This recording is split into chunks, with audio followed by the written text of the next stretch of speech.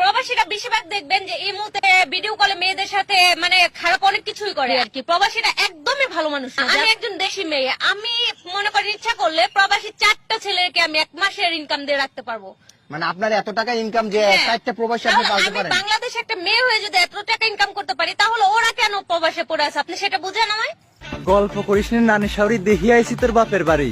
সস্তা মাদারে কাট এক একজনের 3 খাট, সেটা শুয়ে বাতে সোনার আংটি আতে, সাই ওই না ধরে কাঁদি বেয়া পড়ে। তুই কি কইলি হাই? 4 দিয়ে প্রবাসীর টাকা ইনকাম করিস একলাই? প্রবাসীরা তো হাতি ঠাপাইছে মই লাগে নাই, তুই তো পুটির মার গায়। দেখতেই তোর বড় বড় মাই, ওর ভিতরে দুধ না মানে ছাইও নাই। তুই তো একটা দামরা, বেঁচে খাস চামড়া, জানি সেটা আমরা।